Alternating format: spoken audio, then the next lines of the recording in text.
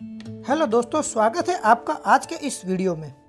आचार्य रजनीश और ओशो के नाम से प्रसिद्ध दार्शनिक चंद्रमोहन जैन, जिनका जन्म 11 दिसंबर 1931 और निर्वाण दिन 19 जनवरी 1990 को हुआ था, उन्होंने एक नई वैचारिक स्थापनाओं के लिए जाने जाते हैं। उनकी जन्म जयंती पर उनका चिंतन में एक कॉलेज में प्रोफेसर था।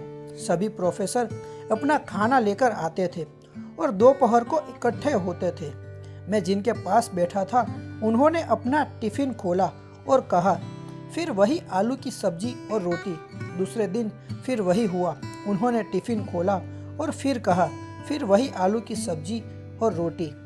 मैंने कहा, अगर आलू की सब्जी और रोटी पसंद नहीं तो अपनी पत्नी को कहे कि कुछ और बनाए। उन्होंने कहा कि अजी पत्नी कहाँ है, मैं खुद ही बनाता हूँ। यही हमारा जीवन है। हम हंस रहे हैं और रो भी रहे हैं, इसका जिम्मेदार कोई भी नहीं। जिम्मेदार है तो सिर्फ हम। हो सकता है कि ज़्यादा रोने से रोने की आदत बन गई हो और हम हंसना भूल गए हो। यह भी हो सकता है कि हम इतना रोए हो कि हमसे अब कुछ और करने को बाकी नहीं रहा हो। यह भी हो सकता है कि रोते हुए हमें याद ही न हो कि हमने ही रोने का विकल्प चुना था। लेकिन भूलने से सत्य असत्य नहीं होता। अगर तुमने ही चुना है तो तुम ही मालिक हो। यह रोना रोक सकते हो। मैं ही मालिक हूँ, जो भी मैं कर रहा हूँ उसके लिए मैं ही जिम्मेदार हूँ। इस बोध से भरने से जीवन में क्रांति हो जाती है। जब तक तुम दूसरे को जिम्मेदार समझोगे तब तक क्रांति असंभव है, क्योंकि तब तक तुम निर्भर रहोगे। तुम सोचते हो कि तुम्हें दूसरा दुखी कर रहा है, तो फिर तुम कैसे सुखी हो सकते हो? क्योंकि दूसरे को बदलना तुम्हारे हाथ में नहीं है।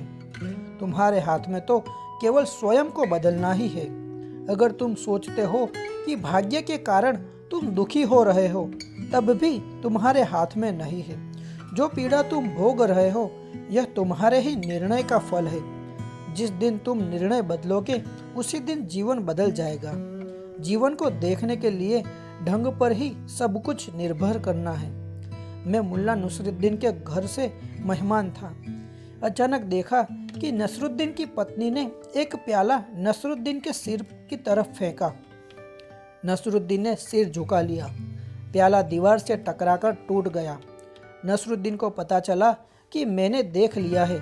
उसने कहा, आप कुछ और न सोचे, हम दोनों बड़े सुखी हैं। कभी कभी पत्नी चीजें फेंकती है, मगर इससे हमारे सुख में कोई भेद नहीं पड़ता। मैंने पूछा, कैसे? तो उसने कहा, अगर उसका निशाना लग जाता तो वह खुश होती है, और अगर चूक जाता तो मैं खुश होता हूँ। इस तरह हम दोनों खुश रहते हैं। जिंदगी को देखने के ढंग पर निर्भर करता है। जिंदगी को तुम ही बनाते हो, तुम ही देखते हो, फिर तुम ही व्याख्यायित करते हो।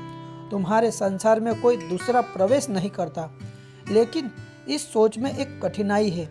जब अनुभव करोगे कि मैं ही जिम्मेदार हूँ, तब तुम दुखी न हो सकोगे। दुखी नहीं होगे तो शिकायत भी नहीं कर पाओगे।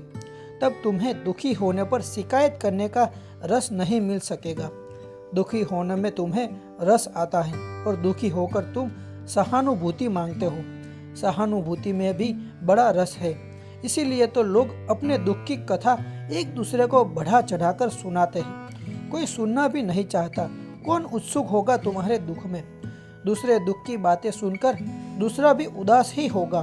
दूसरा तभी तक सुनता है जब तक उसे आशा रहती है कि तुम भी उसका दुख सुनोगे, क्योंकि आदमी दुख की इतनी चर्चा करता है कि दरअसल दुख की बात करेंगे तो कोई पुचकारेगा।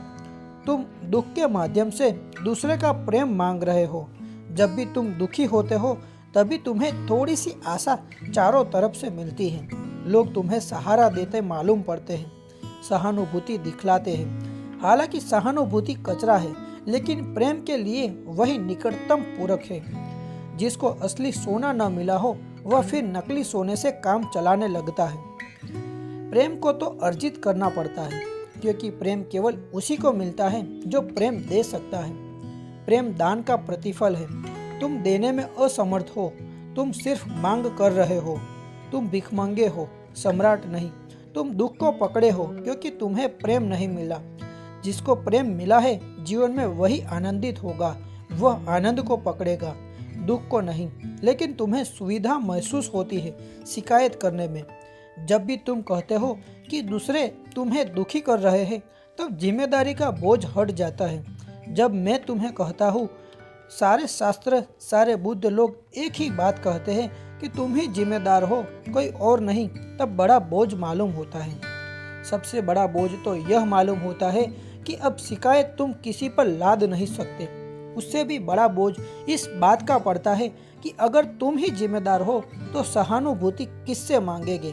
तब यह कठिनाई खड़ी होती है कि अगर तुम ही जिम्मेदार हो तो तुम्हें बदलाव करना होगा, और बदलाव करना एक क्रांति है, एक रूपांतरण से गुजरना है। पुरानी आदतें छोड़नी होगी।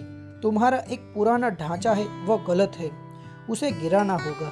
तुम इस सत्य से बचने की कोशिश करते हो क्योंकि अतीत का तुम्हारा श्रम बेकार हो गया है। लेकिन जितना तुम बचोगे उतना ही तुम भटकोगे, दुखी होगे। ये समझ लो कि तुम ही केंद्र हो अपने अस्तित्व के, इसका कोई जिम्मेदार नहीं।